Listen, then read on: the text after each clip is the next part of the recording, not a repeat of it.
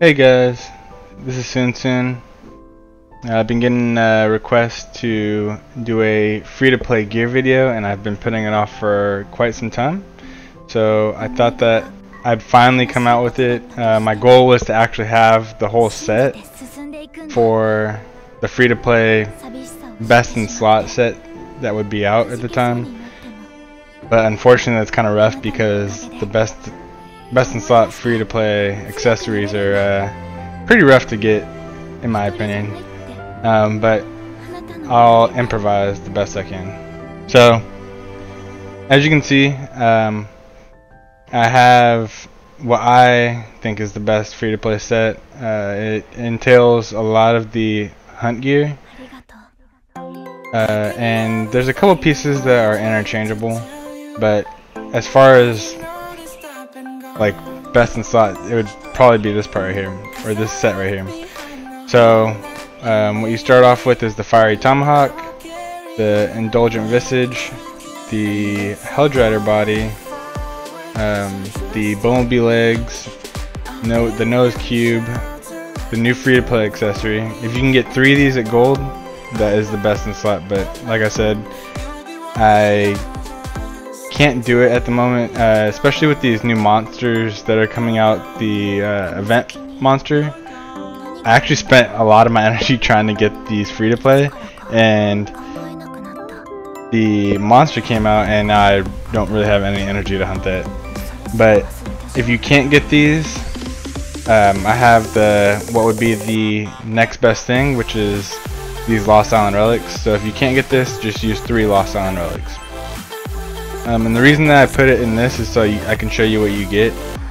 This gives you 32% cavalry attack, 43% range attack, and 33.5 infantry attack. So it's pretty like set. The only difference is if you get 3 of these, you'll have more cavalry attack and you'll have less range attack.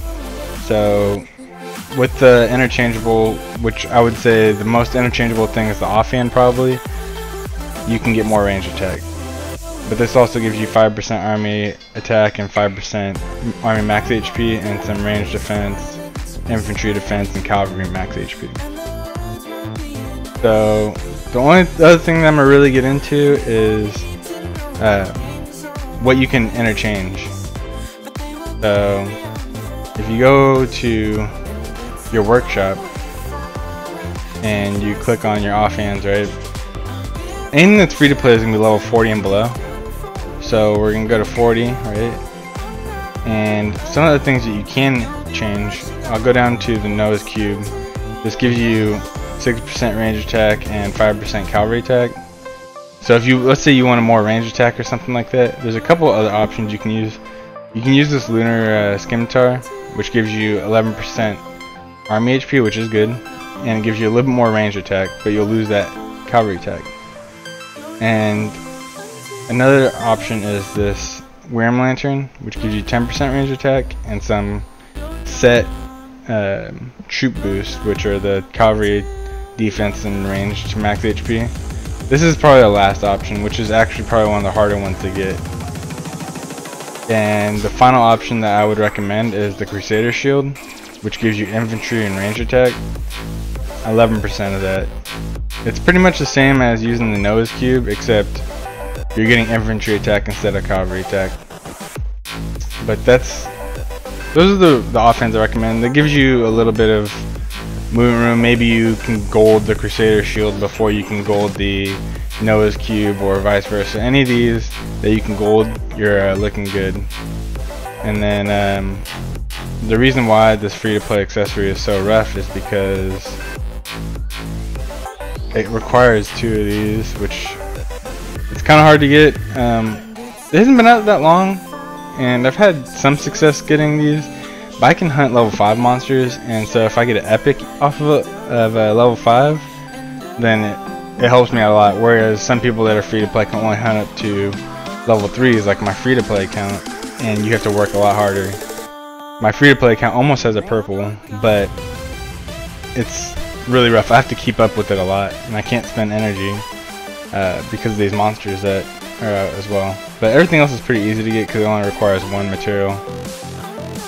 the biggest thing for free-to-play gear I'd recommend is if there's a hunt monster out, like Bon Appetit was just out, and I know a lot of people were wearing other kind of helms and stuff.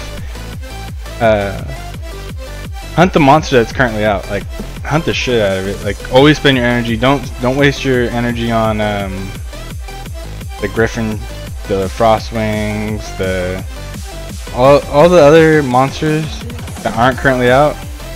You can, if like you know you're not gonna get an item. Let's say you have a purple Indulgent Visage, which obviously Bon Appetit is gone, and you know you're not gonna get it gold anytime soon. And let's say that the Bumblebees are out currently, and you can upgrade your Bumblebee legs soon.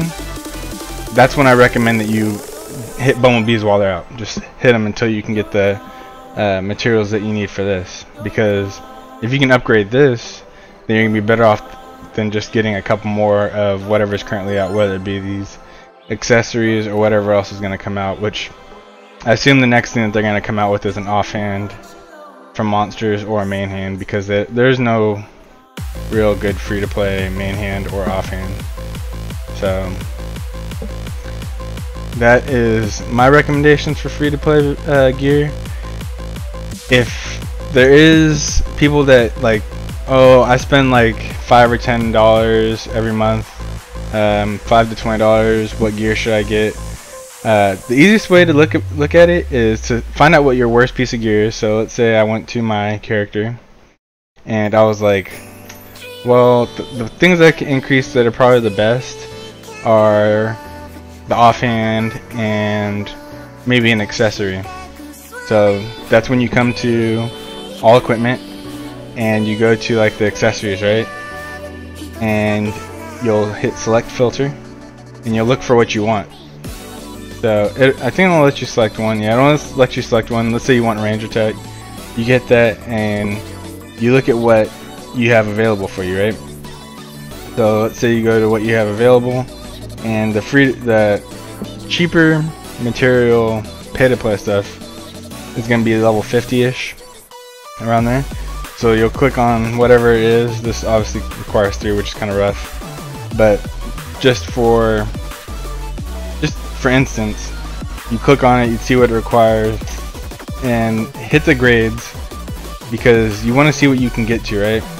And see what you can get from it. Let's say that I wanted to make one of these, and I was like, I wonder if I can get this to blue, is this gonna be better than if I was to just work on getting a Lost Island Relic to gold, because Lost Island Relics are pretty easy to get to gold. So click on it, go to blue, you get 4% cav, 4% range, 4% army max HP, compared to 6% infantry and range attack and 2.5% max army HP.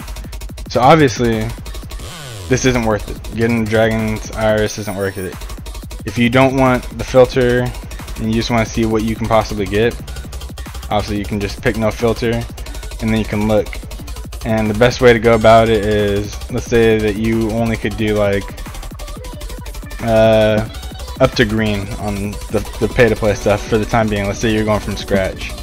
Go to green, look at what you can possibly get, look at what the percentages are, and then compare it to a gold Lost Island Relic, or compare it to a purple or gold aqua anemone. I don't even know how to say it. Anemone? Fucking Finding Nemo. And see if you can get more out of that than you can whatever these pay-to-play pieces are. Same thing with offhand. Go to the offhand, see what pay-to-play stuff there is, see what level you can get it to, whether it be like blue or purple or something like that, and compare it to the gold version of the free-to-play stuff. One of the offhands I do recommend that people try and get, that's pay-to-play, if you can only spend a couple bucks, I really recommend you try and get this shield. This shield is awesome, like, and it only costs 1 pay-to-play item, whereas it's level 50, right? So this one right here costs 2, but this one only costs 1 rare item, and you get army attack on it. So if you can get it to purple, since it only costs 1, you're getting 6% infantry attack and 6% army attack. So in total, the attack that you're getting from this is 24%, and nothing else that's up here is really going to get you near that. So that's one of the main, like, if you can only put a couple bucks and you just want to do it for gear, I would recommend you get a Dark Aegis, because it's a really good cheap buy that you can get. But you can do this with all the different pieces and all the different slots. Obviously the body, head, and feet are going to be harder because those free-to-play pieces are really good. And if you just want a cav piece, obviously you can just go with the Bloodstained Helm. It gives you 8% cavalry attack. But other than that, that's pretty much it for free-to-play gear. If you guys have any questions about any other pieces that you might be able to get or that you should try and get, just leave it in the comment. If you enjoyed the video and it helped you out a little bit, don't forget to leave a like, and make sure you let your guildmates know, because helping your guildmates out to make sure that they're protected helps protect you, because you might have to reinforce them one day when they're offline. So other than that, I hope you guys have a good day, and I look forward to seeing you guys in the next video or next live stream. Thanks for watching.